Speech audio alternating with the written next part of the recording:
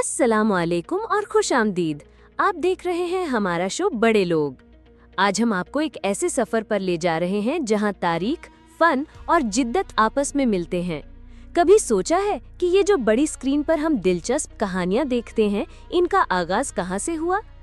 कैसे कुछ खास लोगों ने सिर्फ तस्वीरों को हरकत देकर पूरी दुनिया को मुतासिर कर दिया, और इस इब्तदाई दौर में एक ऐसा सितारा चमका जिसने न सिर्फ फिल्म को नई पहचान दी बल्कि उसे हमेशा के लिए बदल दिया। जी हाँ, आज हम बात करेंगे उस अजीम फनकार, उस आवारा किरदार के बानी की जिसने बिना लफ्जों के अपनी दास्तान सुनाई। हम बात करेंगे चार्ली चैपलिन की। तैयार हो जाइए, क्योंकि ये सफर आपको फिल्म की इजाद से लेकर उसके गोल्डन एरा तक चार्ली चैपलिन की अनोखी दुनिया में ले जाएगा। आइए शुरू करते हैं। चार्ली चैपलिन मैं फिल्म की दुनिया का बेहतरीन हिस्सा था। सलाम, मैं चार्ल्स स्पेंसर चैपलिन, या जिसे आप चार्ली चैपलिन के नाम से जानते हैं। आपने अपनी वीडियो में फिल्म की इब्तिदा के लोगों को शामिल किया है और ये सुनकर मुझे बेइंतहा खुशी हुई। जब आप फिल्म की इजाद की बात करते हैं तो ये समझना जरूरी है कि फिल्म का सफर सिर्फ तकनीकी इजादात तक महदूद नहीं था, बल्कि इसमें फनकारी और कहानी सुनाने का फन भी शामिल था। और इसी जगह से मेरा किरदार शुरू होता है। मैं फिल्म की इजाद के बिल्कुल इब्तिदाई दौर में इससे वाबस्ता हो गया। मेरा सफर लंदन की तंग गलियों से शुरू हुआ, जहां बचपन में ही मैंने अपनी जिंदगी का गुजारा करने के लिए स्टेज पर अदाकारी करनी शुरू कर दी थी। उस वक्त फिल्म अभी बोलने से कासिर थी, यानी साइलेंट फिल्म्स का जमाना था। ये वो दौर था जब कैमरा और प्रोजेक्शन की टेक्नोलॉजी नई नई मुतारिफ हो रही थी। मैंने इस नए मीडियम की कुव्वत को पहचाना। मुझे एहसास हुआ कि लफ्ज़ों के बगैर भी इंसानी जज्बात और कहानियों को पेश किया जा सकता है, और वो भी दुनिया भर के लोगों तक पहुंचाया जा सकता है। इब्तिदाई सफ़र और द ट्रैम्प की पैदाइश। 1910 की दहाई में मैं अमेरिका आ गया और जल्द ही मैक्स सेनेट के कीस्टोन स्टूडियोज़ के साथ जुड़ गया। यहीं पर मैंने अपना मशहूर द ट्रैम्प यानी आवारा का किरदार बनाया। ये एक ऐसा शख्स था जो भटका हुआ लेकिन दिल का अच्छा और थोड़ी सी बदमाशी लिए हुए था। उसकी ढीली पंट, टाइट कोट, बड़ी जूते, छोटी टोपी और एक छोटी सी मूंछ, ये सब मिलकर एक ऐसा किरदार बनाते थे जिसे दुनिया भर में पहचान लिया गया। मैंने महसूस किया कि सिर्फ चेहरे के तासुरात, जिस्म की हरकत और माइमिंग के जरिए मैं हर किस्म की कहानी कह सकता हूँ, चाहे वो खुशगवार हो, गमगीन हो या फिर सोचने पर मजबूर करने वाली हो। मेरी फिल्मों में अक्सर गुर्बत, नाइंसाफ़ी और आम आदमी के मसाइल को मज़ाहिया अंदाज में पेश किया जाता था, लेकिन उनके पीछे एक गहरा पैगाम छुपा होता था। द किड और द गोल्ड रश जैसी फिल्में इस बात की मिसाल है कि किस तरह मैंने इंसानी जज्बात और मुश्किलात को बेहतरीन तरीके से पेश किया। फिल्म साजी में मेरा फन सिर्फ अदाकार नहीं, एक मुकम्मल फिल्म मेकर। मैंने फिल्म को सिर्फ हंसी मजाक तक महदूद नहीं रखा।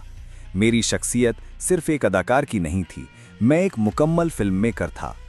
मैंने मुख्तलिफ कैमरा एंगल्स, एडिटिंग टेक्निक्स और लाइटनिंग के साथ तजुर्बे किए ताकि अपनी कहानियों को मज़ीद बेहतर बना सकूं। हर शॉट, हर एक्सप्रेशन, हर हरकत को मैंने बड़ी एहतियात से डिज़ाइन किया। मैंने अपनी फिल्मों में सिर्फ अदाकारी नहीं की, बल्कि उनकी डायरेक्शन, प्रोडक्शन और अक्सर म्यूज़िक कॉम्पोजिशन भी खुद की। मैं हर फ्रेम पर मुकम्मल कंट्रोल रखता था और मेरी परफेक्शनिज्म ने मुझे एक अजीम फनकार बनाया।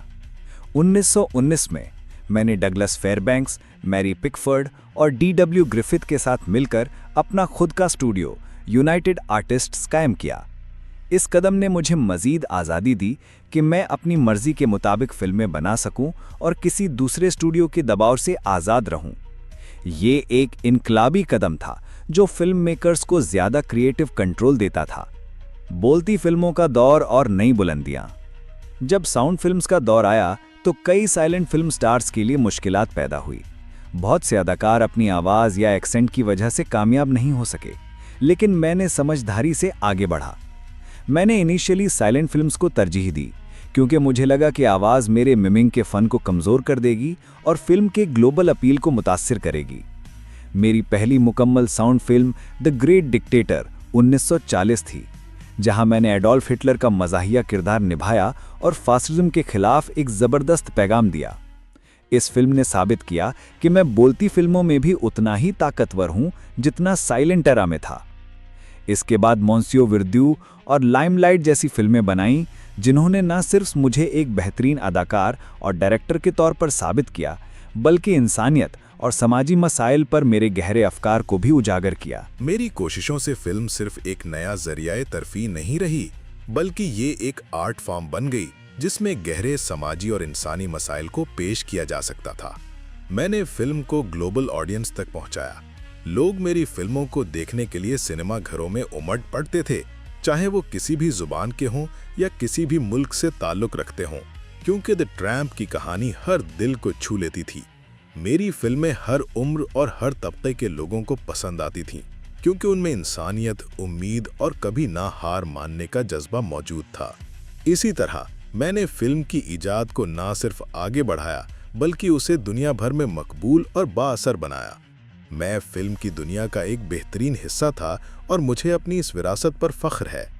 मेरी फिल्में आज भी लोगों को हंसाती और सोचने पर मजबूर करती हैं, और शायद यही मेरी सबसे बड़ी कामयाबी है। अगर आपको हमारी ये इन्फॉर्मेटिव वीडियो पसंद आई है तो इस वीडियो को लाइक करें और अपने दोस्तों में शेयर करें, और इस तरह की मज़ीद इन्फॉर्मेटिव वीडियोस देखने के लिए हमारे चैनल को फॉलो करें।